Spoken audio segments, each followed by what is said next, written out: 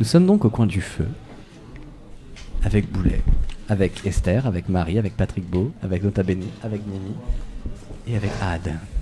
Bonsoir. Bonsoir. Bonsoir. Bonsoir. Je cherche la musique, mais pendant cela, on peut commencer. Eh ben, je vois que Patrick est sur son téléphone en train de chercher des histoires, donc moi je vais commencer. Exact. Je vais commencer, parce que comme on est très professionnel, vous voyez qu'on a bien préparé ça à l'avance. Je vais commencer par vous parler, par vous raconter, dans mes histoires de légendes urbaines, j'en avais gardé une de côté la dernière fois. Oh là là. Désolé, en fait je suis une flippette dans la vie, donc je sais pas pourquoi je suis là, mais ça va être drôle. Et donc, là il va falloir me dire si cette histoire est vraie ou fausse. Et donc, il existe une sorte de créature, légendaire, qui habite dans la forêt de Maule, près de Salles. Je n'ai aucune idée d'où c'est, je ne me souviens plus, je crois que c'est vers la frontière suisse. Et donc dans la forêt de Maule, près de Salles, les habitants ont eu la surprise de croiser cette créature mystérieuse au coin des bois en se promenant.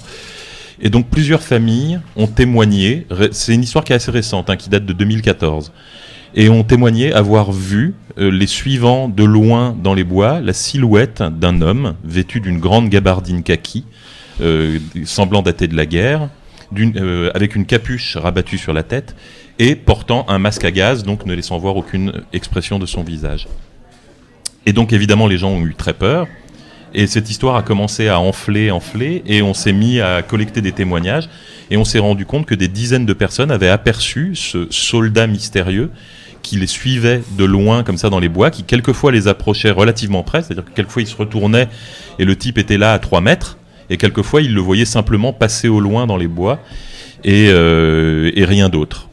Et en fait, en lisant des témoignages comme ça et des rapports de police, ils se sont rendus compte que ce personnage avait l'air de hanter ces bois depuis plus de 10 ans.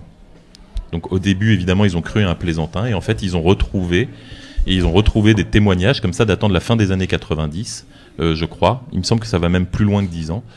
Et faisant état déjà de rencontres avec ce personnage. Ouh, ok. Alors, vrai, faux, du vrai, du faux, qu'est-ce que vous en dites ? Alors, est-ce qu'on doit dire si l'histoire de... Est-ce qu'il y a vraiment des gens qui ont rapporté ça, est-ce que c'est vrai ou pas ? Ou est-ce qu'on doit dire il y a des gens qui ont rapporté ça, mais le personnage n'est pas vraiment un fantôme ? Oui, fais ton analyse de l'histoire. Moi, je pense que c'est un mec qui aime bien l'histoire et qui fait des genres de reconstitutions historiques plus ou moins tout seul. C'est mon analyse, voilà. C'est un geek de l'histoire et il fait sa vie. Moi, je pense que c'est quelqu'un qui aime bien faire peur et qui aime bien quand il y a ce genre d'histoire qui traîne dans les villes et qui donc a décidé d'en reconstituer une lui-même pour créer un peu d'animation. Mais oui, moi je pense que c'est ça aussi. C'est un personnage qui aimait peut-être faire peur aux gens autour de lui et qui se baladait avec son masque à gaz dans les bois. Voilà, comme certains clowns aujourd'hui qui s'habillent en clown. Alors vraiment, si vous êtes une personne qui a envie d'être un clown flippant dans une ville la nuit, ne le faites pas. Vraiment, il y a des gens qui vont extrêmement mal le vivre, genre moi. C'est Merci terrible. de ne pas le faire, jamais. Il y a beaucoup de caméras cachées comme ça que j'ai vu qui se passent en Amérique du Sud. Les Brésiliens sont fous. Les Brésiliens adorent faire peur comme ça. Ils sont ouf sur les caméras cachées, les Brésiliens. C'est le incroyable. YOLO total. C'est horrible. C'est eux qui ont fait le truc où t'es dans un couloir d'hôtel et la lumière s'éteint et quand elle se rallume t'as une petite gamine en mode film d'horreur japonais et qu'ils ont dû arrêter le truc parce qu'il y a quelqu'un qui allait agresser. Oui, qui a foutu un pain à la gamine, ouais. Et pourquoi faire ça ? Moi j'en avais vu un merveilleux où il s'arrangeait dans l'entrée d'un parking. Quand la personne rentrait, la première chose qu'elle voyait au sol, c'était un demi-cadavre, façon Walking Dead, avec des entrailles partout, et avec une sorte d'araignée géante en train de le manger. Et l'araignée se tournait vers eux et se mettait à courir vers eux et donc évidemment tu voyais les gens partir en courant et se prendre dans une énorme toile d'araignée qui était en fait faite de fils de laine, et l'araignée elle-même c'était juste un petit chien mais qui était tout mignon en plus. C'est quand tu sais que c'est un petit chien mais tu sais qu'il avait des grosses pattes sur les côtés et il était absolument adorable, mais dans le noir, et quand tu vois un demi-cadavre à côté, ton cerveau refuse de te dire non c'est un petit chien mignon avec des pattes en plus et évidemment tu paniques et tu te mets à courir. Et je sais plus si j'avais raconté cette histoire. Je crois que j'avais déjà raconté cette histoire ici, mais pour Alien, en fait, pour Alien 3, ils avaient envisagé de faire l'alien avec un chien. Et ils avaient comme ça des costumes d'aliens adapté sur un chien C'est pour faire la créature. Et en fait, il y a 2 vidéos qui existent où on voit les essais avec le petit chien. Et c'est absolument adorable. On voit le petit chien qui trottine comme ça avec sa grosse tête d'alien. Et si tu trouves ça sur Google, c'est hyper drôle. Et du coup, ils ont dû renoncer pour la raison que c'était en fait trop ridicule. Voilà. En tout cas, je ne crois pas à la théorie du geek. En général, les geeks sont plutôt sociables et surtout les reconstituteurs, ils aiment bien être plusieurs en général pour se montrer. Voilà, les reconstituteurs, c'est un petit peu narcissique. Je ne crois pas à cette théorie du geek. Peut-être une Est-ce que théorie d'hallucination collective ou de. Je ne sais pas. Je pense que c'est un mec ça doit bien l'amuser en fait de faire flipper les gens. Enfin, moi en l'occurrence, ça me ferait rire un petit peu. J'ai une autre hypothèse qui me vient, excuse-moi, tu finis peut-être ce que tu es en train de dire. Vas-y. C'est peut-être quelqu'un qui en fait n'a aucune conscience de tout ce tissu mythologique qui est en train de se faire autour de ce qu'il fait. Peut-être que lui, il a juste envie de mettre un masque à gaz, ça fait 10 ans, et il se pose même pas la question de savoir si on le voit, si on le voit pas, quoi. Nous avons une gagnante. Oh, Paradoxalement. bravo. Joli. Alors la véritable histoire est un peu plus complexe, mais à l'évidence, c'est un gars qui trouvait ça sympa. Il voulait faire ça pour s'amuser, il aimait se promener dans la forêt avec son masque à gaz. Je sais pas d'où vient le nom, le loyon, mais c'est le nom que lui avaient donné les gens du coin. Et visiblement, en 2014, quand cette histoire a émergé, a commencé à faire du bruit, a été relayée dans la presse, non seulement lui, il a pris peur, mais il y a eu aussi, on pense, des copycats. C'est-à-dire des ados du coin qui, voyant que cette histoire commençait à prendre de l'ampleur et à faire peur aux gens, se sont mis à vraiment se déguiser en loyon et à faire peur pour de vrai aux gens. Et cette histoire, en fait, a pris une telle ampleur que le maire de la ville a jugé bon de prendre des mesures et il voulait vraiment organiser une battue. Enfin, il voulait vraiment trouver le loyon et l'empêcher de nuire. C'était chaud pour lui, quoi. Et alors, mais non. Et finalement, l'histoire a eu une conclusion assez triste, c'est-à-dire qu'il s'est symboliquement suicidé. C'est-à-dire qu'un jour, des promeneurs, en traînant dans la forêt, ont retrouvé le costume du loyon, bien plié, posé sur le sol avec le masque à gaz et une lettre. Et la lettre était un acte de décès et testament du fantôme de Maule. C'est un peu triste, en fait. Et il s'en prenait très violemment au journal Le Matin, je vais vous lire une partie de la lettre parce que bon, elle est un peu longue. Alors, il s'adresse à Patrick pas toi, mais à Patrick du journal Le Matin. C'est moi qui s'adresse. Toujours des Patrick, il faut se méfier. Cher pseudo Patrick du Matin, non seulement vous êtes un crétin, Larousse, personne stupide, sotte, mais vous êtes surtout un assassin. Vous avez assassiné un être bien inoffensif, qui trouvait dans ses promenades une véritable thérapie du bonheur. Un ressourcement cérébral lui permettant d'affronter les responsabilités et les vicissitudes de sa vie normale, et il en avait. Le fantôme n'est pas en mesure d'expliquer ce bonheur, mais vous ne semblez pas connaître sa chère Mazoc, moi non plus. Vous découvririez qu'il faut de tout pour faire un monde. Ensuite, vous êtes un assassin de liberté. À vous entendre, on se retrouve au Moyen-Âge, au temps des sorcières. Que ne vous élevez-vous pas contre les petits crapauds masqués et cagoulés vêtus de cuir qui pétaradent sur leur motocross dans ces mêmes forêts, eux en infraction et blablabla. Après, en fait, tu sens que c'est un vieux. Il était un peu intense, le loyon, en fait. Il était à fond dans son délire, quand même. Donc voilà, le fantôme disparaît, le risque d'une chasse à la bête est trop grand, il reviendra hanter les esprits étriqués de votre espèce, car finalement, un fantôme ne meurt jamais. Je diagnostique un mégalo quand même. Hein. En fait, j'ai envie de l'interviewer, ce mec. En quoi ça t'apaisait d'aller dans la forêt avec ta tenue de soldat de la Première Guerre? Il y a des fétichismes plus tordus que ça, hein, cela dit. Sur YouTube, on peut voir des trucs assez bizarres. Moi, je sais pas si vous avez vu récemment ce truc que j'ai posté avec cette communauté de personnes que je ne jugerai pas. Ah oui, qui portent des mais masques. dont on est bien obligé d'admettre que le passe-temps est assez effrayant, parce que c'est des gens qui portent des masques en silicone de femmes et qui se baladent avec ça sur la tête, et donc du coup le visage est figé, et c'est extrêmement effrayant, mais c'est leur manière de s'épanouir, donc voilà, il faut respecter ça, mais effectivement après, je pense si que ça fait peur aux gens, j'aurais plus peur de ça que du mec en masque à gaz, honnêtement. Mais là c'est une façon peut-être d'aller au-delà de l'apparence en fait. Alors, écoute, c'est sexuel, je sais pas. Oui, moi, je sais pas, mais c'est sexuel. Je connaissais, parce que je peux pas dire que c'est une connaissance très proche, mais je connais un loyon. En quelque sorte, c'est-à-dire qu'il y avait un gamin de mon village qui était un ami de mes petits frères, et quand on était ados, il passait souvent chez nous et chez mes parents, il reste des vieux objets de la Seconde Guerre mondiale. Genre, on a un vieux casque tout rouillé qui traînait chez mon grand-père.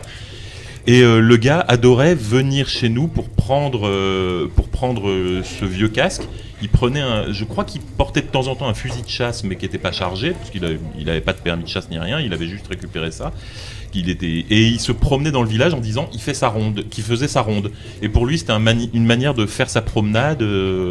Il se déguisait en soldat. C'était un casque allemand. Il se déguisait en soldat allemand et il faisait une ronde dans le village comme ça pendant la nuit. Ok. Donc, Ok. il faut de tout pour faire un monde. Oui, il faut Exactement. des loyons pour faire un monde. visiblement. Exactement, donc ça me fait penser d'ailleurs à Arnold et Willy. Alors pareil, pour ceux qui me suivent sur Facebook, je sais pas si vous avez vu passer ce truc là, mais Willy de Arnold et Willy a fait beaucoup de prison. Et à une certaine époque, il était voisin de cellule avec Richard Ramirez, dit le Stalker, le Night Stalker, qui était un des pires tueurs en série de l'histoire des États-Unis. Et Willy raconte dans son autobiographie que très souvent, le Night Stalker s'amusait à lui faire peur en lui disant je t'aurai. Et un jour, le mec a été condamné à mort, à la chambre à gaz très exactement. Et donc à ce moment-là, Willy, quand il croisait le regard de Richard Ramirez, gonflait les joues, style retiens ta respiration. Voilà, parce qu'il était taquin, Willy. Et finalement, bon bah il est toujours vivant, Willy, hein, alors que Richard est décédé. Richard était Voilà. moins taquin. Ça lui a moins réussi. Exactement. Et on sait très bien que Arnold lui aurait dit qu'est-ce que tu me racontes là. Bien évidemment, ça se serait terminé comme ça. Qui a-t-il, Gilles? Non, rien, je ne connaissais pas cette histoire. Si, bah écoute, voilà. Je te la partage. Tu vas Patrick Je te sur l'offre. Facebook. Je te l'offre. Je crois que Nota Bene tout à l'heure. Bonsoir. Bonsoir. J'essaie d'avoir la gravité de ta voix, je suis incapable de le faire. Appelle-le Ben. Oui. Parce Ouais, que c'est on comme peut moi, les gens Ben, qui voilà, m'appellent c'est- Axolot, c'est ça me vrai, fait toujours c'est bizarre. chelou, C'est c'est comme si bizarre. des gens te disaient, hé, l'original. Parfait. Mais ça c'est cool parce qu'en plus c'est au féminin, il y a un truc. Bah, on s'en fout. Ouais. Donc mon bon Ben, Oui, Benjamin. tout à Mon bon Ben.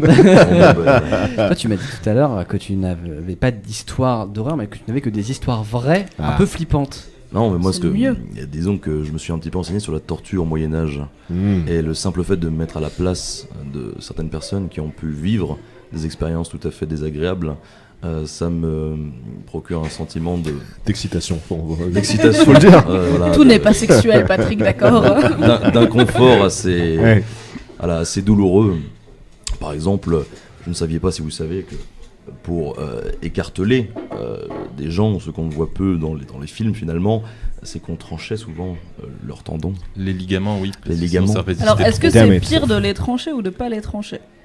C'est-à-dire, si tu les tranches, au moins c'est fait. Si tu les tranches pas, ça dure longtemps. Eh bien, si tu les tranches pas, les os cassent. Si tu les tranches, on commence à avoir une extension des tissus Ah, c'est dégueulasse. qui arrachent la peau. Donc ça se déchire de manière beaucoup Simplement, plus... voilà. C'est beaucoup plus visuel si tu tranches les tendons avant. Tout à fait. D'ailleurs, est-ce que vous savez d'où vient l'expression tirer les vers du nez? Oh. Ah, j'ai pas envie de savoir. Est-ce que c'était des gens Je qui savais tiraient pas, j'ai pas vraiment envie. des Maintenant, verres j'ai envie de savoir. Ouais. Allez. Souvent, on utilisait un petit crochet qu'on faisait pénétrer par le nez pour aller choper des morceaux de cerveau, en fait. Mais c'est C'est comme ce ça qu'on que les retirait, Égyptiens ils embaumaient leurs effectivement. morts et tout. Damn, Tout à bro. fait, Mais mais là, mort, on du le coup. faisait quand la Mm. personne était vivante, bien sûr. Tu sais, ça faisait comme les expériences de neurologie, mais en beaucoup moins drôle, tu sais. Allez, à vous, Exactement. bleu, je sens une odeur de cacahuète. Ouais. Ah, c'est horrible. Et quand on retirait donc ces petits morceaux, effectivement, ça ressemblait comme des petits vers, en Des fait, petits vers. qui tombaient sur la table, tirer les vers du nez. Voilà. Voilà. Est-ce que c'est censé être les histoires qui font peur ou les histoires qui donnent envie de mourir? C'est la même chose. Ouais, il y a un truc intéressant avec les outils de torture moyenâgeux, c'est qu'il y a beaucoup d'outils de torture qui sont considérés comme moyenâgeux. Or, ils ont été inventés au 18e ou au 19e siècle pour être exposés parfois dans des musées et faire croire aux gens qu'au Moyen-Âge, on avait des idées vraiment très tordues pour faire souffrir les gens. Et je pense notamment à la Vierge de Fer, donc ce sarcophage avec des pointes à l'intérieur, donc la Iron Maiden, J'adore ce groupe. Qui n'aurait Et- jamais été utilisé. qui n'aurait jamais été utilisée. Voilà, qui aurait été purement esthétique pour être exposé dans les musées, pour faire croire que... Voilà. Mais là, après, on ne sait pas si ça se trouve, quelqu'un s'en est déjà servi. Mais Tout à fait. a priori, ce serait une invention assez récente en fait. Mais c'est bizarre Ouais. parce qu'en fait c'est quand même toujours exposé dans des musées aujourd'hui. Oui. Donc s'ils savent que Mais ça en aurait vrai, été c'est un- du bullshit et que c'est pas du tout. Ça aurait été Ça reste un une canular, en curiosité. fait. Ça Ouais. s'appelle le folklore. Voilà. Mais il y a eu des trucs bien pires que la Vierge Bien de pieux, Fer. joli, lapsus, Oui. à base de pieux. Ouais. Il y avait, je crois que ça s'appelait le bœuf ou un truc comme ça, qui était un animal Horrible. entièrement en métal, Cauchemar. dans lequel on enfermait quelqu'un et ensuite on faisait chauffer progressivement le métal jusqu'à ce qu'il soit chauffé Atroce. à blanc. Atroce. Et la personne, évidemment, ne brûlait pas, n'étouffait pas comme sur un bûcher, mais restait vraiment à souffrir pendant Cuisait. des heures Ouais. et cuisait vraiment à petit feu. Ça y est, maintenant Ah, on est ouais. dans Et le ça, dans Game of dégueulasse. Thrones, c'est dégueulasse.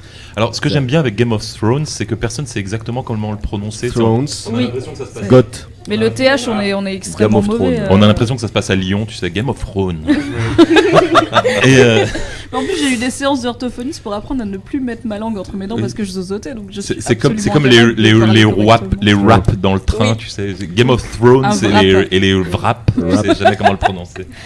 On Alors, peut le faire à Très cher d'ailleurs les wraps, mais je sais pas si c'est le sujet. Thomas, tu as changé. Oui. Qu'est-ce qui s'est passé? C'est un piercing dans le nez. Tu déjà. as une histoire. Bah, j'estimais que ça m'allait mieux, donc D'accord. j'ai tout simplement changé de tenue. Hein. Alors voici un mystère qui fait peur, Thomas a changé. Alors bon, bah vu que... Le dialogue. Tu veux faire maintenant celui sur les dialogues? Allons-y. Alors voilà, ça, c'est une retranscription d'un dialogue entre un, comment on appelle ça, un opérateur 911 Oui. et donc la personne qui appelle pour signaler un problème. Donc voilà, vous Tu fais- écoutez. Et il fais faut le toujours policier qu'on Tu dise fais le Non, policier est-ce que c'est vrai ou est-ce que je c'est connais faux, mieux ou- l'histoire, donc je pense que c'est mieux que je fasse le mec. Je fais le policier alors. Tu fais le policier. Ben justement, voilà, c'est la question, c'est est-ce que c'est vrai ou est-ce que c'est bullshit? Ça te va très bien, le policier, Patrick. 911, avez-vous un problème? Dis 911. 911, non mais c'est ridicule, après je parle en français, donc... Eh ouais. 911, avez-vous un problème? Ouais, salut, ça va vous sembler un peu étrange, mais voilà, il y a un type qui titube en rond dans ma cour. Pourriez-vous répéter ça, monsieur? Il a l'air malade ou perdu, bourré, enfin je sais pas. Je me suis levé pour aller boire.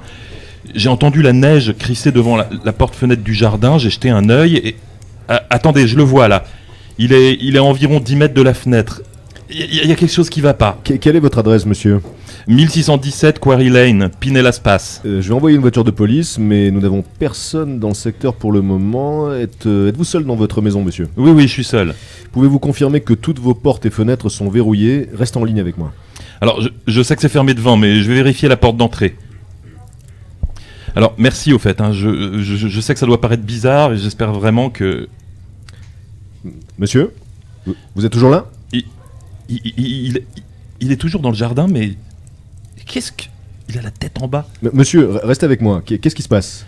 Non, mais il me fixe, mais il est debout sur les mains, parfaitement immobile. Il me regarde droit dans les yeux. Il fait le poirier, et il me sourit et il bouge pas. Il fait le poirier. Je sais pas comment, il est debout sur ses mains, et il sourit, et il est parfaitement immobile. Putain de merde, envoyez-moi quelqu'un tout de suite. Monsieur, restez calme. J'ai envoyé un appel et une patrouille est en route. Mais il a des putains de dents énormes, putain de merde. S'il vous plaît, grouillez-vous. Monsieur, calmez-vous. Essayez de ne pas le quitter des yeux, mais assurez-vous que votre porte est bien verrouillée. Nous devons nous assurer que tous les points d'entrée possibles sont sécurisés. Pouvez-vous me confirmer que votre porte est verrouillée? Ok, je marche à reculons maintenant. Je le quitte pas des yeux. Je vérifie la poignée maintenant. Fermée à clé. Je vérifie le verrou. Très bien, monsieur. Nos agents arrivent. Restez en ligne avec moi. Tout va bien se passer. Monsieur? Monsieur, vous êtes toujours là? Il est son visage contre la vitre. Monsieur, continuez à parler. Que se passe-t-il? J'ai tourné les yeux une seconde. Et maintenant son visage, il est appuyé contre ma fenêtre avant. Avec ses dents énormes. Et il sourit, il a des yeux bizarres, on dirait qu'ils sont vides. Seigneur, s'il vous plaît, aidez-moi. Il bouge pas du tout. Pourquoi il reste immobile comme ça? Monsieur, allez dans la pièce la plus proche et enfermez-vous à double tour. Avez-vous un sous-sol ou une chambre à coucher que vous pouvez fermer à clé de l'intérieur? Il arrête pas de me fixer, qu'est-ce qu'il me veut? Monsieur, écoutez-moi. Enfermez-vous dans un endroit sûr jusqu'à ce que nous arrivions. Vous m'entendez? Oui, je vais m'enfermer dans ma chambre. Vous m'avez bien dit que vous étiez seul dans votre maison, c'est bien ça? Oui, je suis seul dans ma maison. Attendez. Il a bougé. Il secoue la tête, il fait non avec la tête, il nous entend. Je crois qu'il dit que je suis pas seul. Monsieur? Vous êtes encore là? J'ai entendu un grand bruit, est-ce que tout va bien? Monsieur? Fin de l'appel. Je regrette vraiment d'être venu. Vraie retranscription de Je police suis alors. extrêmement C'est ça peu sereine. Vraie retranscription. Ah ben ça c'est justement c'est savoir est-ce que c'est vrai, Ah, est-ce que vraie retranscription ou non. Bien, tout d'abord, bravo, c'était une. Ah, Oh, bah, c'était merci. très bien, Bravo, très bien merci joué. beaucoup. Tous les Très deux, beau jeu c'était d'acteur. vraiment, oui. Merci. merci. Ouais c'est pas le cours Florent non plus. Donc, vrai ou faux alors Alors, Moi-même, moi je ne sais j'ai pas. envie de dire faux juste parce que j'ai pas envie que ça soit possible. Donc je vais dire faux, mais c'est vraiment une manœuvre de déni de ma part. Voilà, désolé. J'aimerais bien que ce soit vrai. Je trouverais ça génial si c'était vrai. Je dirais Mais pourquoi le mec il ferait le poirier contre la porte, enfin même les personnes Moi c'est folles, ce que ça, j'aime ça beaucoup fait dans pas cette de histoire, sens. c'est le côté complètement absurde. Bah oui, de mais ce je voyais personnage quand à t'étais là en mode yeux il est vides debout sur les qui mains, fait tout le le monde, tout poirier. le monde était mort de rire et moi je suis Oui. là en mode non c'est super chelou de Bah faire oui, ça. mais c'est- Il y a un côté Silent Hill dégueulasse. C'est ce qu'on parlait, c'est ce qu'on disait tout à l'heure, l'inquiétante étrangeté. Exactement, c'est ça. Peut-être une blague, peut-être. T'en penses quoi, toi Vrai ou faux J'en pense pas grand chose. Je pense que ça m'a fait énormément rire. Une vraie grosse blague. Moi j'y crois. Je pense que c'est un véritable appel. Moi, je pense que c'est un véritable appel là aussi. Mais tu penses que c'est une blague dans l'appel? Pas que l'appel en lui-même peut-être est une blague, mais que c'est une personne ou plusieurs individus qui font une blague à une personne. Voilà. Mais comment ils auraient pu se déplacer aussi vite? Le mec il vérifie juste la poignée et le gars il fait 10 mètres, enfin c'est extrêmement rapide. Le type il est stressé, tu vois, il a pas réagi. Il est stressé, il est se debout passait sur que les ça. mains, il court vite et tout sur les Peut-être mains. qu'il y en avait deux en fait. Ils sont carrément occupés, tu vois. Pour juste faire flipper le gars. Aussi. Bah, je propose qu'on passe à une autre histoire et puis je vous donne la réponse plus tard. Oh, c'est marrant. Pas une Ce belle sens personne, du vous voulez. teasing, magnifique. Tellement pas une belle personne. Alors, est-ce que quelqu'un d'autre a une histoire autour de la table ou pas du tout? Moi j'ai une histoire qui fait Ah. peur extrêmement courte, mais c'est pas une vraie histoire, c'est une. Allez, Vas-y. C'est juste En gros, c'est. Imagine, t'es chez toi et t'as, on va dire, une maison avec un étage. Et tu sors de ta chambre qui est à l'étage. Et tu sors et t'as ta mère qui sort de ta chambre et qui te dit Ah. va pas en bas, c'est dangereux. Et en bas de l'escalier, t'as ta mère qui te dit l'écoute pas, c'est pas elle. Qui est-ce que tu crois? Et moi, c'est une histoire qui me rend ouf parce que j'ai aucune idée. Et vraiment, je suis là en mode. Je pense Oui. que je rentrerai dans ma chambre, mais je serais extrêmement mal. Donc, c'est des histoires extrêmement Oui. courtes. Genre qui tu me fais fait le plus maman, mais au pluriel. Enfin, je sais pas. peur. Ouais, il faudrait leur poser des questions en mode. Y a- Ouais, mais ok, où est-ce que j'ai laissé traîner mon bol de Smacks l'autre jour? Tu sais pas? Ouais, Il y a une variante avec donc le papa qui est dans la chambre de sa fille. Et Oui, sa fille lui dit papa, il y a quelqu'un sous mon lit, j'ai peur. Donc le père regarde sous le lit. Et là, sous le lit, il voit sa fille qui lui dit papa, il y a quelqu'un au-dessus de mon lit. c'est horrible. Ça, c'est C'est la les- famille c'est la grande famille des histoires d'horreur en deux phrases. Est-ce que vous en voulez quelques-unes? Allez, Oui. go. Bah, allez. Et juste pour dire, cette petite histoire d'horreur là que vient de raconter Patrick, elle a été faite en vidéo. Ah ouais. Et en fait, très souvent, il y a un petit concours comme ça, je crois, je sais plus comment ça s'appelle, c'est du genre film d'horreur en 1 minute ou un truc comme Mhm. ça, ou en 30 secondes, ou je sais plus C'est ça. combien. Et il y a beaucoup d'histoires très flippantes comme ça. Moi, il y en J'en a ai une. regardé deux, j'ai vraiment regretté ce moment de ma vie. Bah, C'est une souvent, minute que je souvent rattraperai ils, jamais. ils ont tendance à finir par un truc un peu trop cartoon, du genre un visage qui fait comme ça, puis ça coupe, tu Ouais. vois, un peu à la Scream. Mais il y en avait un qui était magnifique, je trouvais, c'était cette fille qui était toute seule chez elle, avec la lumière Avec du couloir l'interrupteur. éteinte. Ah, horrible. Oui, Et il non. y avait une silhouette humaine dans le couloir, et quand elle allumait la lumière, il y avait rien. Tu voyais juste le couloir éclairé normalement. Et quand elle éteignait, tu voyais la silhouette, etc. Puis elle se disait que ça devait être un effet d'ombre, et puis il y avait un moment où elle rééteignait, mais cette fois-ci, le couloir était sombre, mais sans la silhouette. Et enfin, il y avait tout un jeu comme ça sur les ombres qui était très très bien fait, et très très malin. Ouais.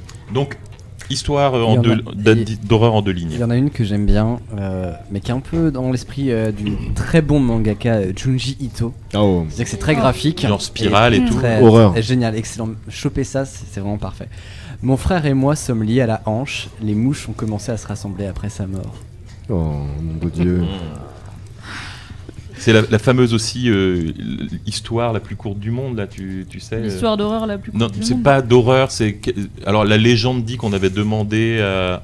Alors ça y est, j'ai oublié le nom de l'auteur, donc ça devient tout. On m'a dit Hemingway. Hemingway, de raconter l'histoire la plus courte possible, en quelques mots, mais qui raconterait vraiment une histoire. Et il aurait pondu un texte comme ça de quelques mots qui disait simplement « Vent, chaussures d'enfant, jamais servi ». Très Ça. bon. Mais je mais- crois que c'est une légende, mais je suis pas. Non, c'est une je suis légende, pas ouais, j'ai sûre, vérifié, mais... Il y a aussi le célèbre j'ai regardé, je me suis regardé dans le miroir, mon reflet a cligné de l'œil. Ça c'est classique. Alors c'est classique, ça fait toujours plaisir. J'ai vu Je pas vous en mal cherche sur d'autres, si vous internet, voulez. le dernier homme sur Terre s'est assis Ah, dans une oui. pièce et quelqu'un a toqué à la porte.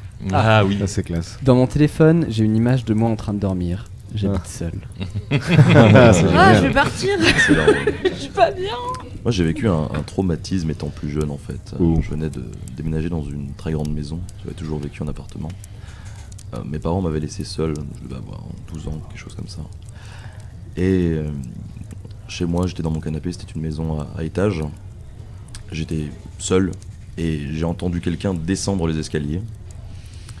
Donc, j'ai tourné le regard vers l'escalier. Le bruit s'est arrêté. Et quelques secondes plus tard, j'ai eu l'impression qu'un homme dévalait littéralement les escaliers. J'ai fui dans mon jardin. Et malheureusement, la seule porte de sortie, c'était la porte d'entrée de ma maison. Il fallait que je repasse dans la maison pour fuir ma maison. À ce moment-là, le téléphone s'est mis à sonner. Je suis rentré dans la maison, prenant un peu mon courage à deux mains. J'ai décroché le téléphone. C'était mon père. Je me disais, papa, il y a quelque chose qui va pas. Il y a quelque chose d'étrange à la maison. Il y a quelqu'un à la maison, je suis pas tout seul. Et à ce moment-là, l'homme encore a dévalé les escaliers. J'ai lâché mon téléphone, plutôt je l'ai explosé contre le mur. Je suis parti en courant et en hurlant vers la porte. Je suis sorti et à ce moment-là, j'ai été rejoindre un voisin du village pour aller le chercher et lui demander de revenir. Quand je suis revenu chez moi, en fait, il y avait 2 voitures de police devant chez moi, avec les forces de l'ordre à l'intérieur, qui me disent « Mais qu'est-ce que t'as vu, mon gars? Qu'est-ce qui s'est passé ?» Je sais pas, il y avait quelqu'un chez moi, il s'est passé quelque chose. Et à ce moment-là, en fait, on entend encore ce bruit d'un homme qui dévale les escaliers, on se retourne tous vers l'escalier. Il se trouve que c'était une maison mitoyenne, et en fait, le voisin faisait de la sculpture. Et vu que les planches étaient imbriquées dans le mur, à chaque fois qu'il donnait un coup de marteau, ça faisait vibrer les marches. Wow. Très Je joli. suis tellement soulagée. Très joli. Moi, j'ai eu une histoire similaire chez moi, ici, à Paris. Et alors, c'était assez marrant parce que les films d'horreur, en principe, voilà, comme on dit, ça m'en touche une sans faire bouger l'autre. Et globalement, voilà, tu vois, donc je suis pas du genre à trembler sous mes couvertures en regardant un film d'horreur. Et là, en plus, c'était même pas un vrai film d'horreur très effrayant, c'était Shaun of the Dead. Et alors bon, le truc avec les zombies, c'est que si je regarde un film de zombies, après je rêve de zombies et je fais des cauchemars de zombies. Mais quand je regarde le film lui-même, ça me fait pas trop peur. Mais là, je regardais Shaun of the Dead, donc j'étais plutôt mort de rire que effrayé. Et puis là, je sens tout à coup vraiment, j'étais dans un, alors il faut connaître chez moi, hein, mais dans un sous-sol avec donc un escalier dans mon dos. Tu vois, j'avais ma chaise comme ça, et t'imagines un escalier juste là dans mon dos, un escalier avec du carrelage dessus et tout. Et je regardais le film et je sens vraiment un souffle glacé comme ça sur ma nuque. Alors tu sais, je me retourne, il y a rien. Et je continue à regarder le film un peu plus nerveux, parce que tu regardes un film de zombies et tu sens un souffle glacé. Et soudain, dans l'escalier derrière moi, dans mon dos, mais vraiment à 1 mètre de moi, j'entends vraiment des pas qui font chut, chut, chut, chut, en descendant l'escalier comme ça. Et là, bon, évidemment, moi je me fige complètement couvert de chair de poule et je me retourne au ralenti. Et en fait, c'est que j'avais laissé une fenêtre ouverte à l'étage, donc le souffle glacé c'était ça, et le souffle glacé avait fait voler des papiers, et il y avait une feuille qui avait descendu tout l'escalier en faisant comme ça. Oh là là. Mais tu vois, admirablement en rythme, pour me donner l'impression Ah oui, vraiment. J'ai regardé la fin du film avec une épée sur les genoux. Et ne doutez pas qu'il a une épée chez lui, hein. Soyez-en sûrs. J'en ai une. J'en ai une. Ah.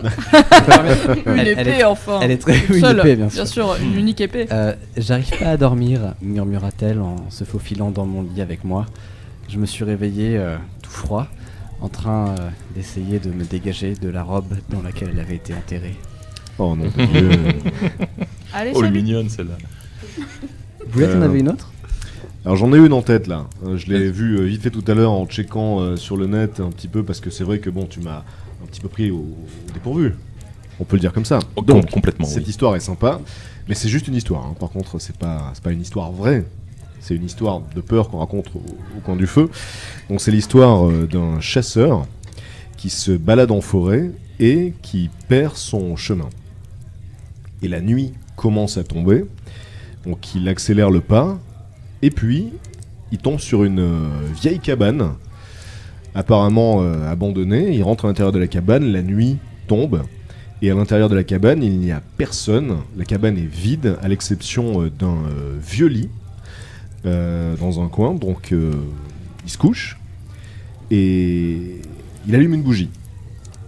Et là, tout autour de lui dans la cabane, il voit des portraits très inquiétants de gens qui le fixent, des ancêtres apparemment, avec des visages particulièrement angoissants. Et donc ces visages sont dans des cadres.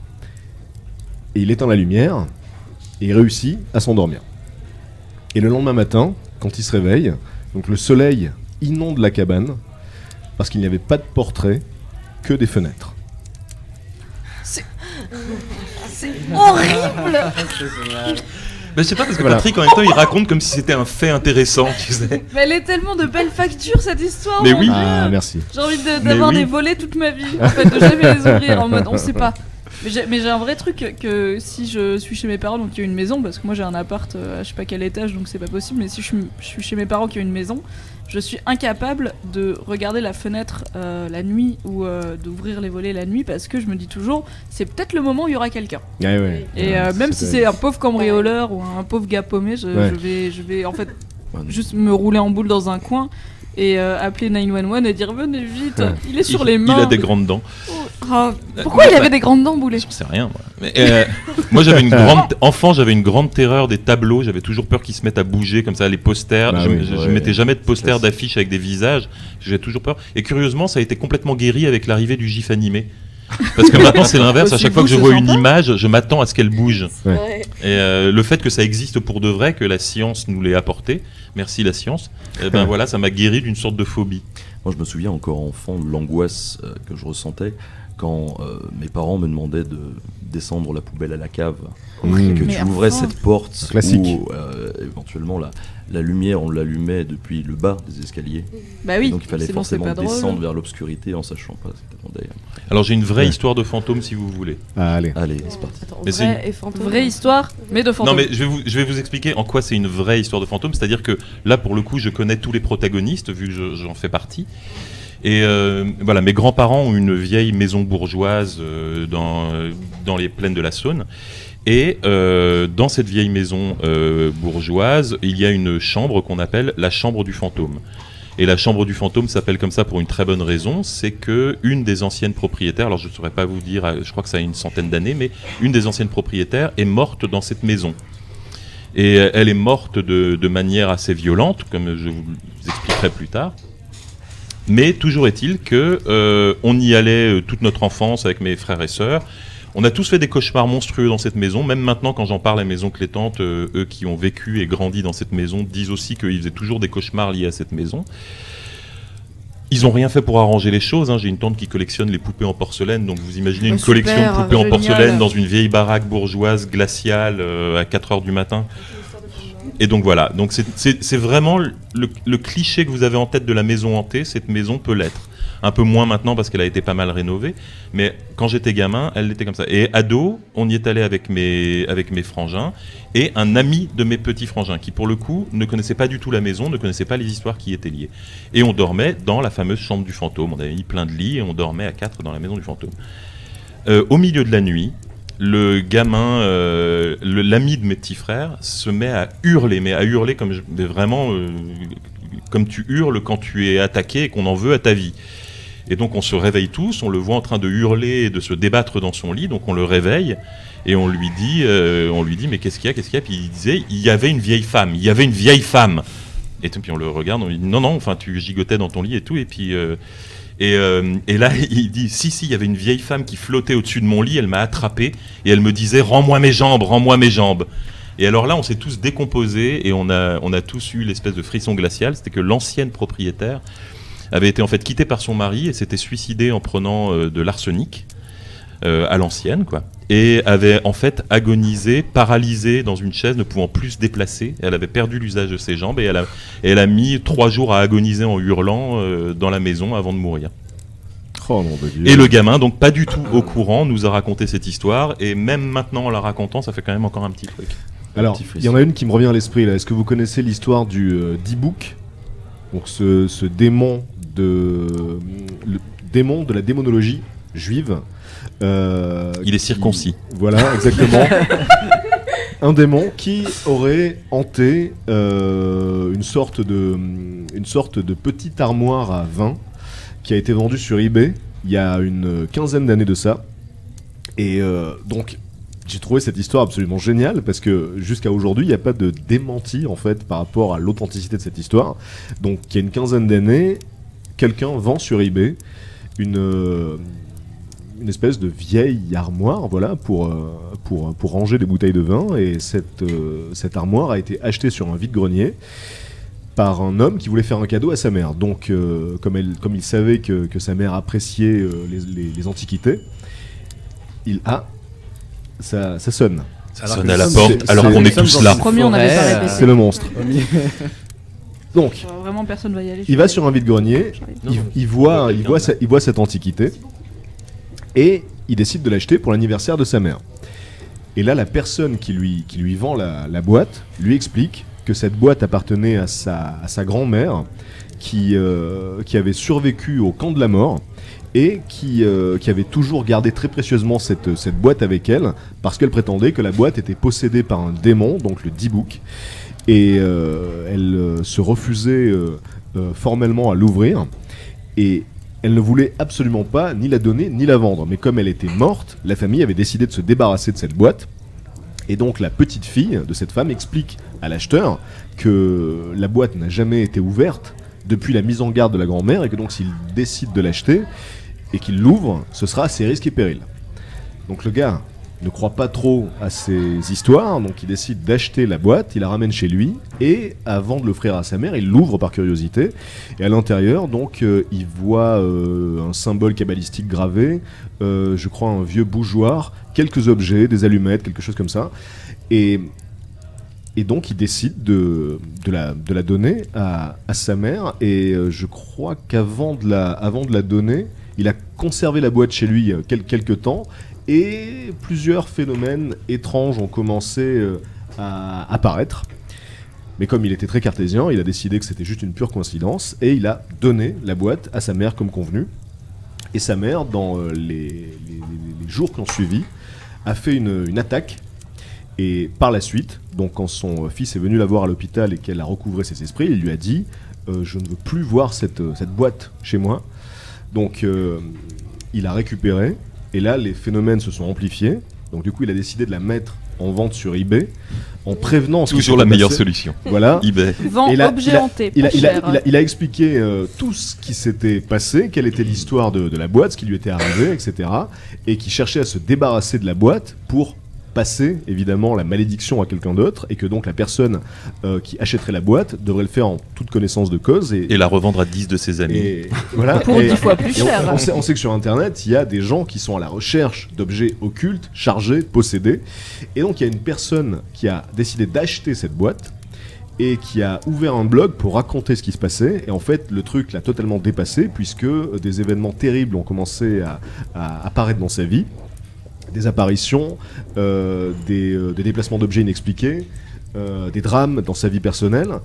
Et finalement, à son tour, il a décidé de revendre la boîte. Et depuis, elle est chez un propriétaire qui garde l'anonymat et qui aurait donc toujours en sa possession cette fameuse boîte possédée par le D-Book. Et il se trouve que depuis, un film a été adapté de cette histoire qui s'appelle Possession. Et donc aujourd'hui, on ne sait pas où se trouve la boîte. Et l'histoire est manifestement réelle. L'objet existe, en plus on a des photos de cet objet. Mais j'en ai entendu parler des e-books, effectivement. Ouais, voilà. Alors c'est pas les mêmes. Alors ce qui est intéressant, c'est que dans le DVD du film, il y a une espèce de documentaire bonus qui parle de cette boîte, et qui dit que si on fait des recherches sur cette boîte sur internet, le simple fait de voir la boîte et de voir ce qu'il y a à l'intérieur, ça peut suffire à subir des conséquences et des effets. Là, j'imagine les auditeurs, c'est qui depuis 10 minutes tapent Google comme ça sur Google, ils sont là, ouais, elle a l'air normale cette boîte. C'était un Et peu là, ils entendent la dernière fois. J'avoue que le petit twist final était un peu recherché parce que là, voilà, si vous allez chercher D-Book Box, vous êtes foutu. Mais en vrai, est-ce qu'on n'est pas sur une genre de campagne marketing Alors- extrêmement longue pour le film? Merci pour l'histoire. les souffles. Alors l'histoire, d'ailleurs, on peut retrouver l'archive de cette vente eBay. Il y a une page Wikipédia sur cette boîte à D-Book et on a un lien vers l'archive de l'annonce et ça s'est déroulé il y a 15 ans et le film est sorti il y a 2 ans de ça. Très longue campagne marketing. Voilà, je pense qu'on peut mettre de côté la campagne virale et en plus, depuis cet épisode-là, il y a eu énormément d'objets possédés, hantés, maudits sur eBay, des poupées en veux-tu en Oui, voilà, la c'est dernière devenu- fois, on c'est parlait devenu de la marketing. poupée Robert. Voilà. Voilà. Bah, c'est même beaucoup plus vieux la poupée Robert, mais il y Oui. a des gens qui vendent aujourd'hui il y a même une section carrément sur eBay qui est consacrée à ça, aux objets maudits, et c'est cette boîte à D-Book qui a lancé cette mode. Donc voilà. Et alors du coup, camarade, toi, tu parlais de ton enfance tout à l'heure. Est-ce que tu as gardé des séquelles comme ça, des angoisses de ton enfance que tu n'expliques plus que Des fameux trajets à la cave. réflexes un petit peu comme ça Pas vraiment, non. Je veux dire, non, moi je suis devenu vraiment quelqu'un c'est une seconde. d'épouvantablement rationnel et cartésien. Et j'adore regarder les vidéos de chasseurs de fantômes, mais c'est simplement parce que ça me fait mourir de rire. Je vois des gars, tu sais, qui s'enferment comme ça, tu sais, qui sont filmés en vert, alors ils ont les yeux tout noirs et ils sont là. Là, j'ai l'impression qu'il fait très froid. Je regarde mon thermomètre. 25 degrés. Non mais moi j'ai l'impression qu'il fait froid. Donc C'est l'intention qui compte. le thermomètre ne correspond plus. La vidéo va vous montrer qu'on voit apparaître un orbe lumineux derrière moi. Et puis tu vois un papillon de nuit qui passe. T'es mort de rire. Enfin bon. Est-ce que vous voulez une autre histoire, vrai ou faux? Ah bah oui, Oui. bien sûr. Je sais, je l'ai pas En raconté. vrai, je reste juste pour savoir la fin de l'histoire du Oui, mec bien qui fait sûr. le poirier parce Ah que je le vis extrêmement mal. Je Tu voulais l'avais reste pour ça. déjà faite celle-là? celle de l'SS Ouran-Médan, je l'avais déjà faite. Ouais, T'es sûr? à peu près, ouais. Ah Bah, merde. vas-y, refais-la si tu veux. Mais moi, je non, trouve que non, tu l'avais faite, hein. sur le bateau hanté là. Ouais. J'étais persuadé de pas Écoutez, l'avoir vous faite. pouvez écouter une autre nuit originale pour la retrouver visiblement. Ah, c'est con parce que du coup j'aurais dû en apporter d'autres. Il doit Non, bien- il doit bien t'en rester là. Bah, il me restait le village frappé par l'épidémie de sommeil. On n'en avait pas Ah ouais. parlé. Mais depuis, le mystère a été Voilà. résolu. Et Ouais. le mystère a été élucidé, donc ça serait. Mais alors, bah, je vous la raconte quand même, hein, comme Bah ça, oui. si vous l'avez pas vu passer. Tu racontes bien. Merci. C'est un petit village du. J'ai l'impression de faire le. Jean-Pierre Pernaut. Jean-Pierre Pernaut. Et maintenant, rendons-nous dans ce petit village du Kazakhstan de 582 habitants, où depuis 2010, une centaine de personnes y ont subitement perdu connaissance avant de se réveiller au bout de plusieurs jours dans un lit d'hôpital. Notre reportage de Patrick Beau. Patrick Beau.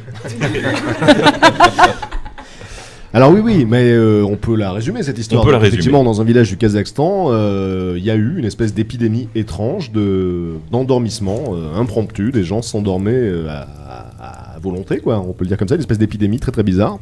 Une épidémie de sommeil. Les gens tombaient dans un sommeil profond sans raison particulière. Et donc, on sait depuis qu'en fait, manifestement, à proximité, il y avait une usine qui dégageait des produits toxiques.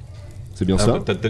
Tu donnes déjà la réponse là ou Ah, pardon, Le je suis mec, il a désolé. spoilé de Voilà. ouf, Non, quoi. mais j'avais. Enfin, non, on alors a dit, on a attendez. dit que le truc avait été élucidé. Le mystère a été élucidé, mais on n'a Ouais. pas dit quelle était la réponse. Ah. Non, là, il y a eu justement ce débat autour des... Parce que, alors c'était évidemment, tu rigoles quand tu lis l'énoncé, ils disent « on n'a aucune explication rationnelle », mais toutefois, le village est construit à côté d'anciennes mines de radon, qui est donc violemment radioactif.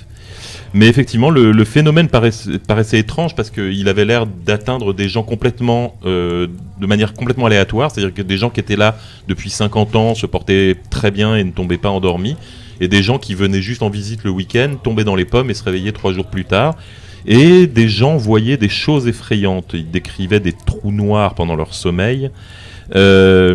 C'est une femme, Vera Kolenitchnenko, disait par exemple que sa petite fille l'avait fixée en lui disant et lui disait en pleurant « Maman, tu as 3 yeux ». Très Game of Ok, Thrones. salut. Ou alors « Il y a quelque chose qui rampe sur le radiateur ». Allez, bye bye. Et donc, comme tous les villageois avaient très très peur, ils ont effectivement fait une grande enquête et Cette histoire date de janvier et en janvier, on n'avait vraiment aucune idée. C'est-à-dire que beaucoup de scientifiques s'étaient pressés là-bas, avaient exploré la piste des produits radioactifs et n'avaient trouvé aucune incidence. Avaient cherché dans l'eau potable, avaient cherché dans l'air, etc. N'avaient pas compris. Et avait même misé sur l'hystérie collective, comme pour l'histoire de l'épidémie de danse de Strasbourg, que Patrick pourra vous raconter parce que celle-là je l'aime beaucoup. Et effectivement, la solution a été trouvée en juillet, donc presque 6 mois plus tard. Et donc c'était juste les usines qui dégageaient un truc qui marchait. Non, alors c'est dommage qu'on a un peu spoilé la fin. C'était effectivement à cause des mines, mais alors paradoxalement ça n'avait rien à voir avec le radon. C'est-à-dire que les mines, en plus du radon, provoquaient la dispersion d'autres produits plus ou moins toxiques, dont le monoxyde de carbone. Le monoxyde de carbone qu'on trouve dans les gaz d'échappement et qui, quelquefois s'accumulait par poche à certains endroits et causait ces évanouissements. Et ils ont quand même finalement décidé d'évacuer le village, je crois même pour une durée plus ou moins déterminée. Alors, je sais plus si j'avais parlé la dernière fois de l'histoire du Green Man. C'est familier. Donc alors, aux États-Unis, il y a cette histoire du Green Man qui dit que donc dans un village des États-Unis, on peut voir à certaines heures de la nuit un homme se balader le long des routes avec un visage monstrueux et une sorte d'aura verdâtre qui se dégage de lui parce que il aurait été tué par une électrocution et depuis donc son fantôme dégagerait une espèce de lumière verte. Et c'est pour ça qu'on l'appelle le Green Man. Mais visage monstrueux, c'est très vague. Alors, un visage défiguré, quoi. Un nez arraché, des orbites vides, etc. Et donc, il se trouve que cette histoire... Oui, j'ai cru que tu allais encore donner la réponse avant d'avoir Non, attends. Avant de leur faire deviner. Non. C'était un chat. Donc, donc cette histoire est on peut dire, est une légende urbaine qui est racontée aux États-Unis, mais sa base est réelle. Il y a vraiment un homme défiguré qui se baladait le long des routes dans ce village des États-Unis. Alors est-ce que c'est vrai ou faux ? Est-ce que c'est totalement une légende ou est-ce qu'il y a une base réelle à cette histoire ?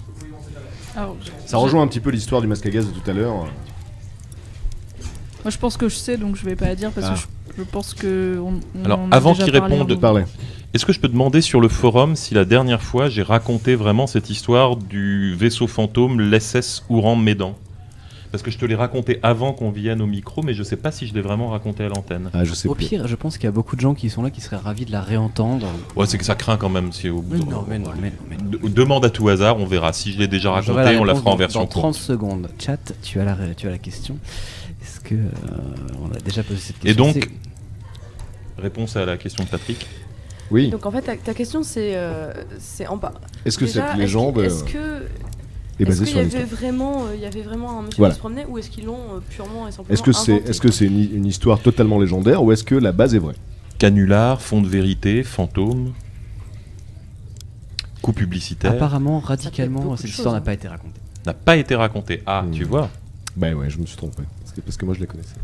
Ça peut être aussi un coup de pub en fait. Un coup de pub, mettons une organisation contre la peine de mort qui va lancer une sorte d'histoire comme ça pour faire du buzz. Oui. Pour faire parler de la peine de mort. C'était il y a très longtemps. Mais ça peut être tout et n'importe quoi. C'est vrai. D'accord. Donc c'est pour ça que je vote c'est pour ça en disant rien du tout. D'accord. Tu doutes. Ouais. Donc et toi, tu dirais que c'est vrai, faux ? Moi, j'aime bien l'idée de me dire que c'est vrai. C'est toujours comme ça, c'est un genre d'histoire. D'accord. Au moins en fond de vérité. Après. Eh bien bon, donc je pense qu'on peut le dire. Donc oui. Cette histoire, effectivement, repose sur un récit absolument authentique d'un homme qui s'est effectivement fait électrocuter et il en a perdu son visage. Donc il est devenu aveugle. Donc ses orbites ont été touchées, son nez est tombé après cet incident et il était donc défiguré. Ce qui fait que il n'osait plus sortir dans la journée. Alors il sortait la nuit. Et parfois, donc les jeunes de ce village le croisaient sur la route.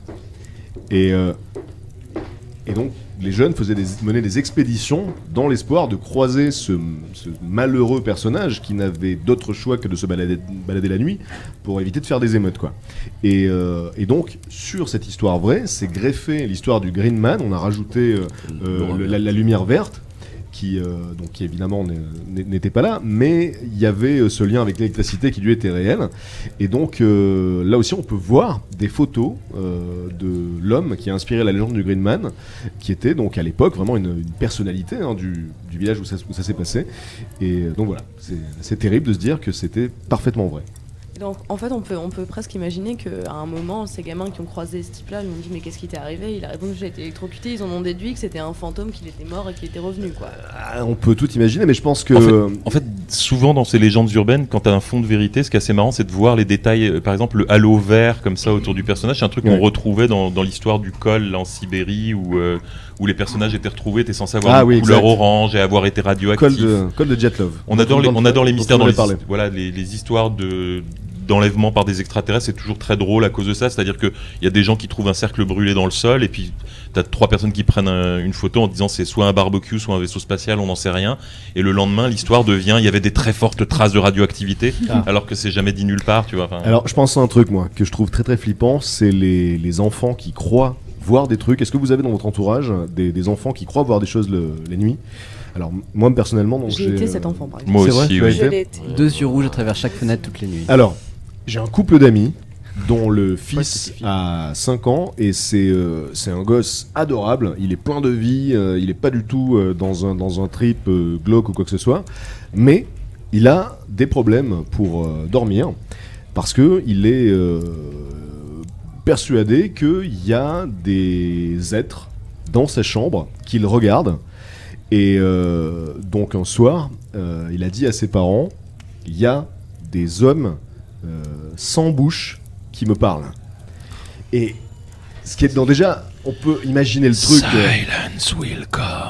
Et c'est atroce parce que tu parles, ça vient d'un gosse de 5 ans qui n'a pas du tout une culture horrifique et qui imagine des créatures atroces.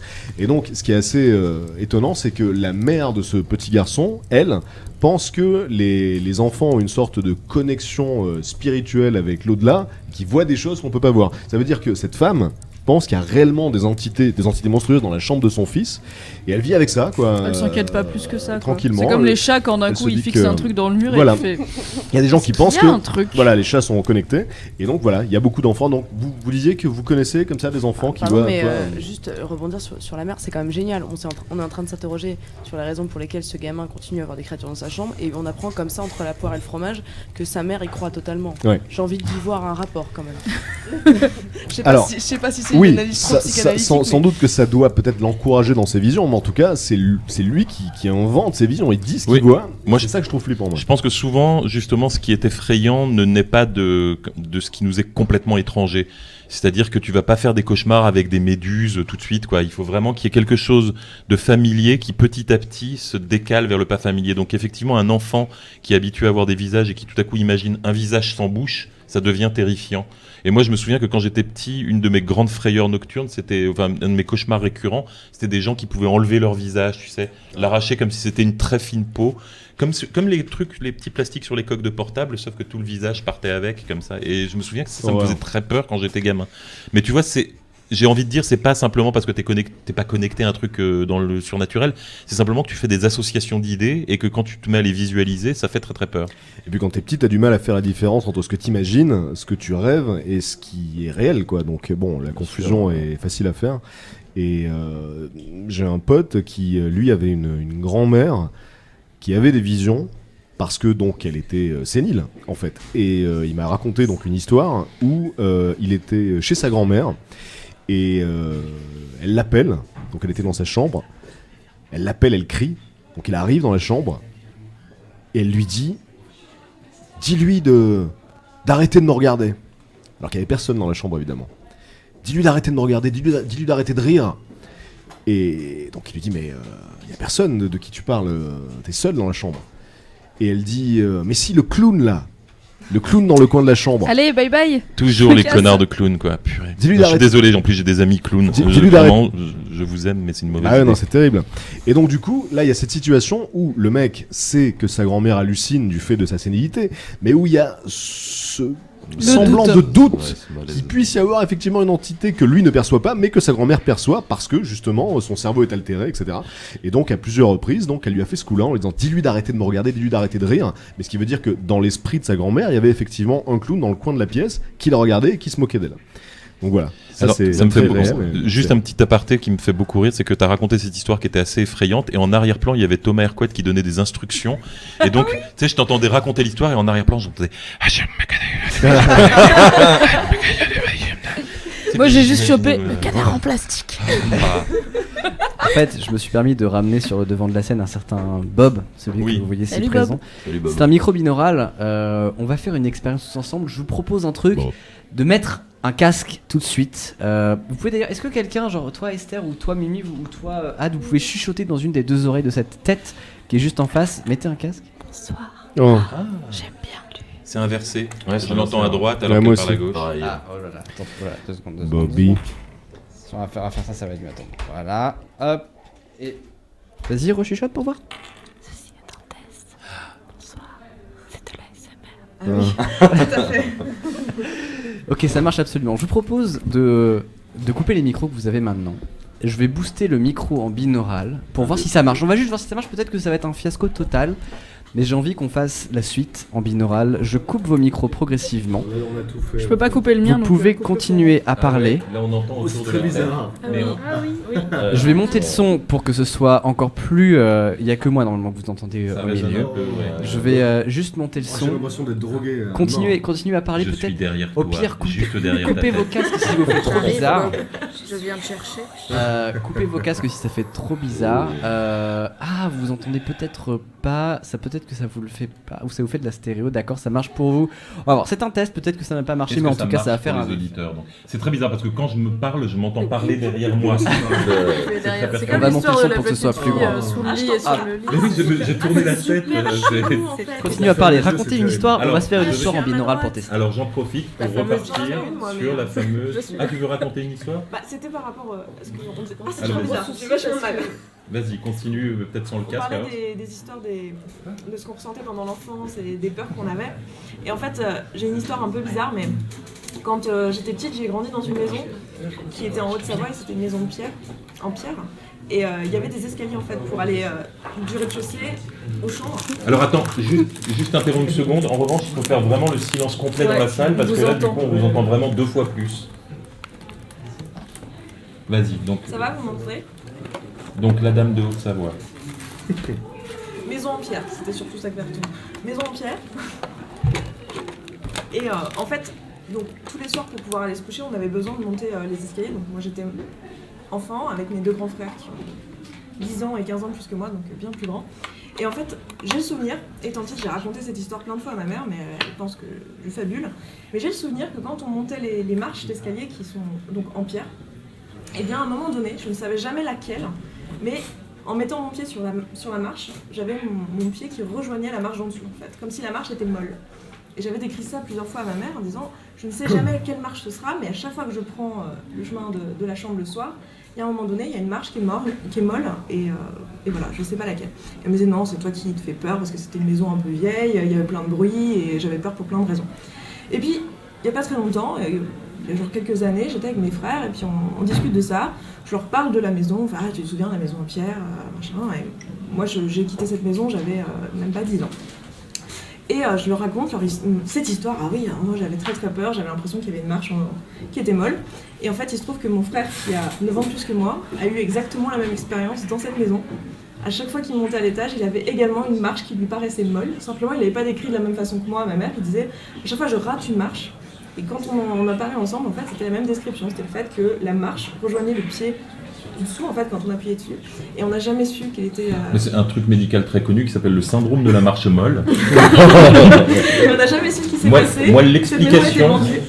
l'explication que j'imaginerais, ce serait que une marche est légèrement plus haute que les autres et que du coup, en mettant le pied, tout à coup, tu t'attends à ce que la marche soit plus basse. C'était jamais la même. Ah, c'est Des jamais fois, la c'était au même. début de l'escalier. Peut-être Et que les puis marches après- étaient pas alors, du coup, droites. j'avais peur parce que j'attendais. Alors, au début, une fois qu'elle était passée, j'étais là, ah, c'est bon. Une marche molle. Moi, je vote pour la Super dimension bizarre. parallèle ou un truc comme ça, mais un portail. Comme d'une l'histoire de sorte. la dernière fois avec l'ascenseur où il faut appuyer les Et boutons donc, dans avec mon l'ordre. frère, comme on a assez d'années d'écart, on n'a pas été enfant longtemps. Donc, Alors, est-ce qu'on peut avoir le fin mot sur l'histoire du mec qui fait le poirier? Oui, s'il vous Je plaît. voudrais- je vais vous raconter Parfait. d'abord l'histoire du SS Ouran-Médan. Allons-y. En juin 1947, un vaisseau dans le détroit de Malacca a commencé à envoyer des signaux de détresse à plusieurs bateaux des environs. Le message disait « Tout le monde, y compris le capitaine, sont morts et gisent sur le pont. Ils sont probablement tous morts. » Puis, après un moment de silence, « Je suis en train de mourir. » L'équipage d'un bateau américain venu à la rescousse a découvert que tous les membres de l'équipage étaient morts, immobilisés dans d'étranges positions, comme s'ils cherchaient à atteindre quelque chose. Le Silver Star a commencé à remorquer le vaisseau jusqu'à un port, mais un incendie s'est déclenché dans les parties inférieures du bateau et ils ont coupé la corde avant que tout n'explose. À ce jour, personne ne sait ce qui est arrivé à l'équipage de ce bateau. Et quand on cherche cette image sur Internet, on... Oui. Parle dans le micro normal, on a remis le son. Ah d'accord. Alors c'est quel? C'est celui-là? Voilà. Et donc, cette histoire de l'SS Ouran-Médan, quand on la cherche sur Internet, on la trouve très souvent accompagnée d'une photo assez effrayante d'un corps comme ça, pris dans une sorte de neige et complètement gelé, un peu recroquevillé.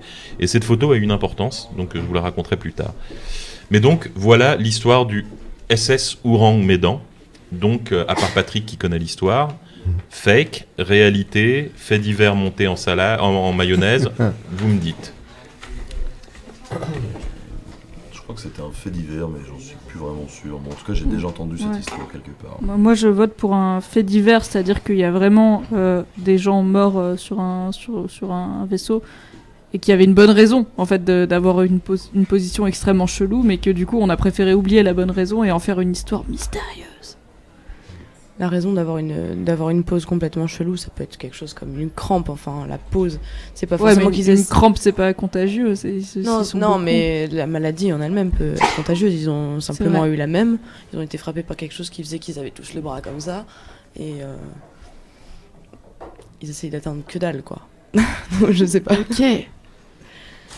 Alors, ce qui est marrant, c'est que si j'aime bien cette histoire, c'est que on ne sait pas, en fait, si cette histoire est vraie ou non. C'est-à-dire qu'elle est très souvent reportée comme vraie, mais que les sources sont relativement peu fiables. C'est-à-dire que c'est la première référence au bateau arrive en 1948 dans un journal hollando-indonésien. Donc je ne sais pas si la presse hollando-indonésienne de 1948 était fiable, mais ils ont fait état de cette histoire.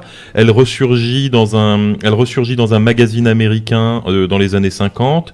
Et elle ressort comme ça plusieurs fois dans les dernières décennies, avec chaque fois des légères variantes. C'est-à-dire que quelquefois il y a un survivant, quelquefois il n'y a pas de survivant, quelquefois quand ils arrivent sur le bateau, le type meurt dans les bras de ses sauveurs. Enfin, et il semble y avoir beaucoup de sources qui font état de ce fait divers qui aurait vraiment eu lieu. Ils parlent de témoins, ils les nomment. Sauf que bon, les témoins, a priori, sont maintenant, tu vois, c'était des gens qui étaient adultes dans les années 40, donc ils sont tous plus ou moins morts.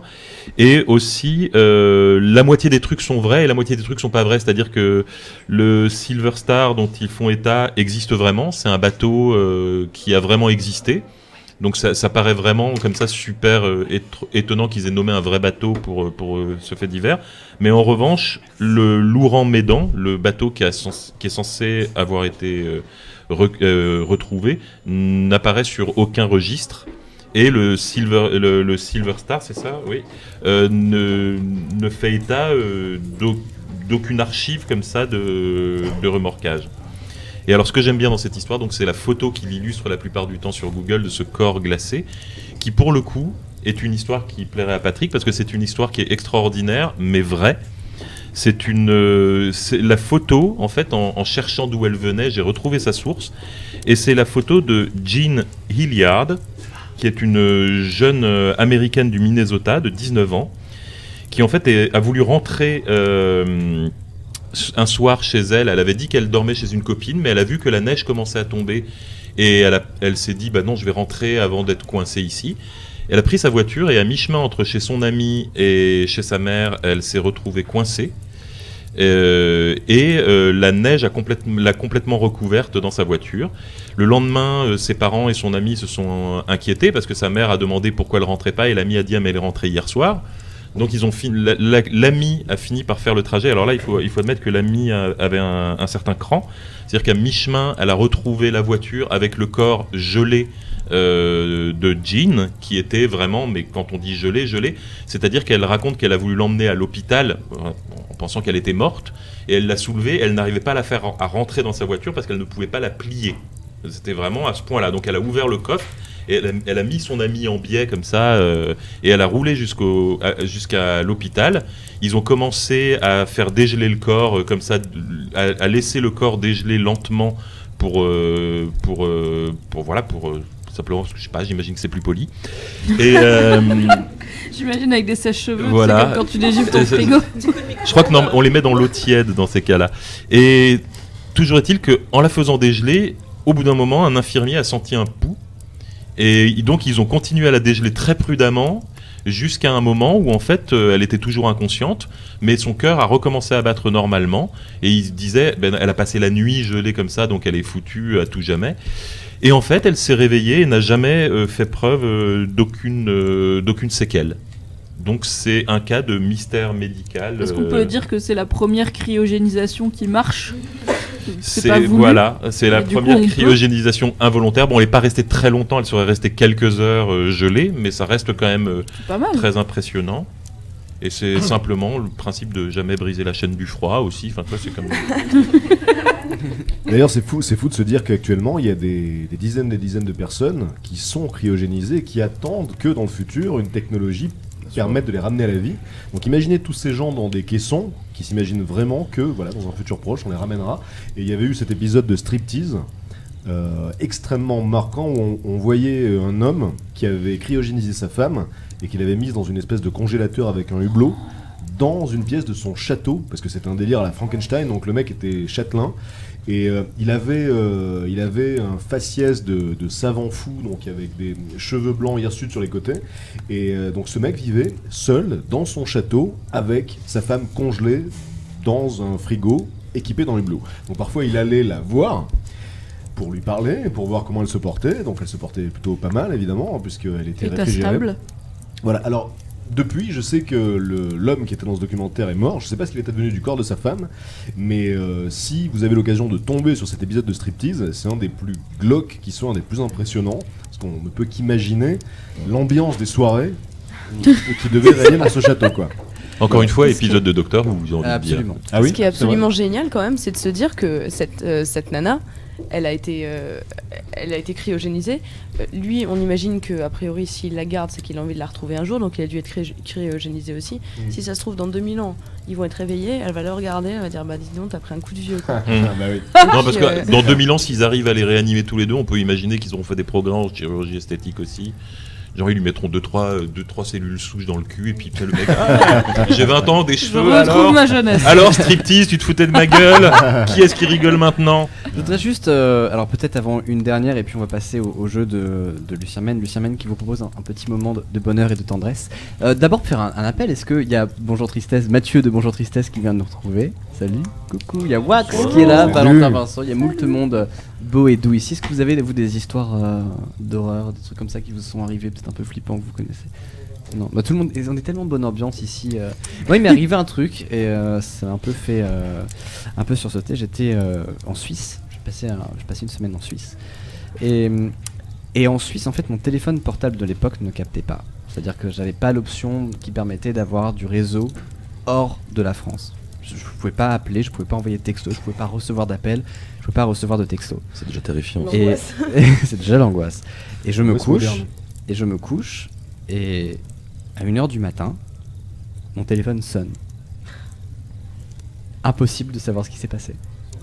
Non. Non, parce que, non mais... T'as eu du réseau pendant 1 minute. Je sais pas, Mais ça n'existe pas un pic de réseau pendant 1 minute. Moi j'ai une histoire aussi un tout petit peu flippante, très courte aussi, mais en gros, je sais pas si vous connaissez la série American Horror Story. Oui. Un petit peu. La première saison se passe sur dans une maison hantée. Oui. Et j'étais en train de la regarder. Heureusement, j'étais pas seule, sinon je pense que j'aurais appelé les flics. Et en fait, au moment où le générique passe, c'est-à-dire le moment le plus flippant, honnêtement, de chaque épisode, une de mes bougies a éclaté dans tout mon appartement. En fait, une bougie en verre. Oh non. Et j'ai tellement flippé, mais vraiment, j'ai cru que j'allais. Heureusement que j'étais pas toute seule, parce que sinon, vraiment, j'allais appeler les flics. Au final, c'était juste que la mèche de la bougie était trop proche du verre et du coup la chaleur l'a fait éclater. Mais honnêtement, quand t'es dans un épisode d'American Horror Story avec le générique et le moment le plus flippant où t'as toutes les photos des bébés morts, etc. C'est voilà. Juste le pire moment possible. Exactement, quoi, voilà. Mais cela dit, même sur un épisode de Friends, je pense que t'es pas tranquille quoi. T'es La pas bougie hyper explose, serein. Puis tu dis, si les gens font des bougies avec un récipient en verre, c'est censé être un récipient en verre qui peut résister au fait qu'il y ait une flamme dedans. Enfin, c'est bravo H&M, hein, voilà. Ça dénonce. Mais Thomas, pour rebondir sur ton histoire, il y a eu une très belle histoire pour le coup qui finit bien comme ça, d'un alpiniste qui a été sauvé par un téléopérateur qui appelait pour faire des sondages, et le mec était perdu dans la montagne et il était persuadé qu'il allait mourir. Il arrivait à joindre personne parce que son téléphone ne captait plus. Et soudain, au moment où il s'était assis dans un coin de la montagne et il s'apprêtait à mourir, il a eu un appel et il ne sait pas comment l'appel est passé. Il a décroché, c'était un téléopérateur qui lui disait alors on fait des sondages, etc. Et le gars l'a supplié de ne pas raccrocher, a mis vraiment 5 minutes à le convaincre que c'était pas un canular et qu'il était vraiment perdu dans la montagne. Et grâce à ça, ils ont pu trianguler son téléphone et le retrouver et le sauver. Et il y a eu comme ça des retrouvailles à l'américaine, des sauveteurs et du téléopérateur qui se tombent dans les bras et qui se font des bisous. La prochaine fois que quelqu'un veut vous vendre une assurance par téléphone, faites ça. Dites-vous que ça peut vous sauver la vie. Extrêmement perdu, extrêmement loin. Ne jetez pas ça tout seul. Merci, on va peut-être. Alors attends, est-ce qu'on peut juste dire pour le mec qui était sur les mains, s'il vous désolé, plaît, je dormirai plus jamais sinon. Pour conclure cette histoire, l'histoire de l'appel terrifiant de l'opérateur de police était fausse. Elle va mieux. Ça vient d'une page Reddit qui est comme ça, une sorte de concours ouvert où les internautes peuvent proposer l'histoire la plus terrifiante possible. Je ne sais plus si c'est No Sleep. C'est No Sleep, je pense. Et donc, pour citer l'auteur de cette courte nouvelle, qui est donc une nouvelle, c'était X Thunder. Exactement. Merci. Encore une fois, magnifiquement interprété. Merci à vous. Merci à vous tous pour ces belles histoires au coin du feu. Bon, l'expérience binaurale n'a pas fonctionné, mais vos histoires ont vraiment fonctionné. Merci beaucoup à vous. Marie, Esther, Patrick, Boulet, Nota Bene, et Ad qui était juste à côté. Et vous pour vos histoires et pour la façon dont vous avez géré tout ça. Je voudrais juste qu'on accueille Lucien Men pour son jeu. Alors je vous raconte juste la suite du programme. Lucien Men va venir, il nous a promis de faire un petit jeu. Et après il y a Raph Descraques. Raph Descraques qui nous a proposé un blind test, mais un blind test pas comme les autres, s'il vous plaît. C'est un blind test avec peut-être plus des bandes annonces. Bah vous verrez, disons que c'est un blind test où on est censé ne pas se faire bouillave sur les droits d'auteur. C'est un pari. Et juste après on parlera d'un mystère de la jante féminine. Ce sera avec Marion Seclin et Jack Parker et Sophie Rich qui seront là. Et oh bonjour Lucien, dis donc, installe-toi. Qu'est-ce que tu nous proposes, mon bon Lucien? Tiens, installe-toi. Qu'est-ce que... Alors dis-moi, tu arrives équipé? Oh j'ai planché. Oh tu as planché, alors qu'as-tu planché? Un jeu stupide. Un jeu débile. Ça s'appelle le jeu des mots marrants. Ok. Et tu arrives équipé. les règles dès qu'il y aura des gens un petit... Vous voulez que je vous explique les... As-tu besoin de son? Ouais, je veux... attends. As-tu besoin de mettre de la musique, des Oui, choses en comme fait, ça? j'aurais besoin de son parce que j'ai besoin d'entendre les propositions des gens. Ah oui, mais de son Mac, non, ça va? non, Ah bon, vas-y. J'ai un deuxième jeu potentiel, c'est maintenant. Oh, ça sera pour après le deuxième The Potentiel. Ce qu'on va faire, c'est que... Juste... oui, il y a McFly qui bat les œufs juste à côté de moi. Oh, c'est très tendre. C'est très tendre. Il y a ma mère. 1630. Viens Sophia, viens. Il faut que tu restes. De manière indéfinie. D'accord, oui, on est en direct sur le YouTube. Tout à fait. C'est cool. Un petit tweet.